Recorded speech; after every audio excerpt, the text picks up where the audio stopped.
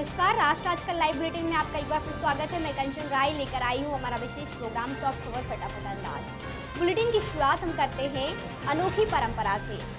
दूल्हा विदा होकर जाता है दुल्हन के घर, जायदाद में बेटी बनती है वारिस, बेटे को नहीं कोई हक, पुरुष लड़ रहे बराबरी की जंग। मेघालय की खासी और गारो जनजातियों में पुरुष बराबर के अधिकार की मांग कर रहे हैं। इन जनजातियों में शादी होती है तो पुरुष की डोली लड़की के घर जाती है और परिवार की संपत्ति की वारिस भी बेटी ही बनती है। इतना ही नहीं, परिवार में सरनेम भी महिला सरनेम के आधार पर ही चलता है। खासी और गारो जनजाति समुदाय सदियों से मातृवंशीय परंपरा को मानता आ रहा है, लेकिन पिछले कुछ समय से यहाँ महिला पुरुष बराबरी को लेकर आवाज उठने लगी है। ऐसा इसलिए भी हो रहा है क्योंकि कई परिवारों में बेटियां नहीं हैं, या फिर अगर बेटी शादी के लिए जनजाति समुदाय से अलग किसी लड़के को चुनती है तो वह बाहर चले जाती है। ऐसे में वारिस को लेकर समस्या पैदा हो जाती है।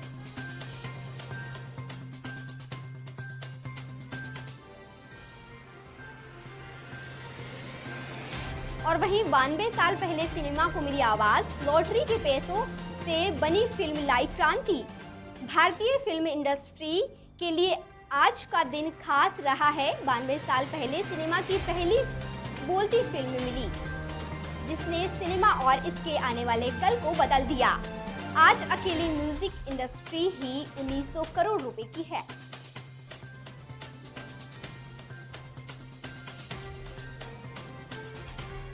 और अब हम बात करते हैं अनोखे समझौते के बारे में। एक पति दो पत्नियां केस में अनोखा समझौता। ऐसा तो फिल्मों में होता है, जैसा पति पत्नी और वो। ऐसा ही मामला ग्वालियर में हुआ।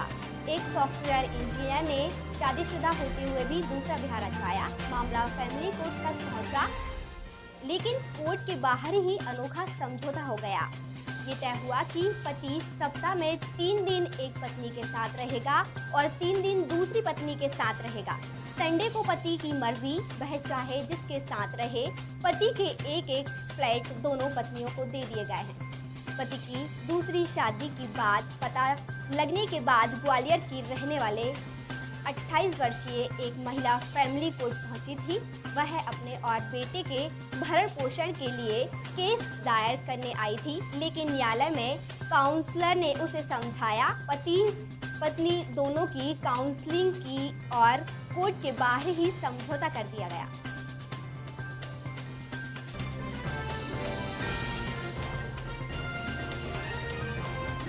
और आप बात करते हैं राजधानी भोपाल की। जेपी में 2.5 करोड़ से बने एचपीयू में डाला ताला। जेपी अस्पताल में गंभीर हालत में आने वाली गर्भवती और प्रसूताओं को बेहतर उपचार सुविधा उपलब्ध कराने की मंशा से 3 साल पहले यहाँ की मेटर्निटी विंग में 2.5 करोड़ रुपए के 6 बेड का हाई डिपेंडेंसी यूनिट बनाया गया था, लेकिन जिम्मेदारों ने 1 मार्च से इस यूनिट में ताला डाल दिया है। सूत्रों की माने तो गायनी डिपार्टमेंट के डॉक्टरों ने ऑन कॉल ड्यूटी से बचने के लिए एचपीयू को बंद कर दिया है। हैरानी की बात तो यह है कि इस संबंध में जब जेपी के मैनेजमेंट से बात की गई तो उन्हें एचपीयू बंद किए जाने के बारे में जानकारी ही नहीं थी। एचपीयू बंद होने से गंभीर मरीज को हमीदिया रेफर किया जाएगा।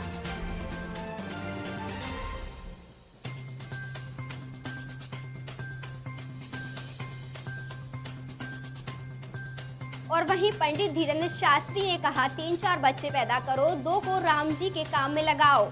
मध्य प्रदेश के छतरपुर जिले में स्थित बागेश्वर धाम के पीठाधीश्वर पंडित धीरेन्द्र कृष्ण शास्त्री ने युवाओं से कहा कि ब्याह करो, 3-4 बच्चे हो, उनमें से 2 को राम जी के काम में लगा दो। उन्होंने कहा कि हमें हिंदू धर्म और हिंदू राष्ट्र के लिए आगे आना पड़ेगा।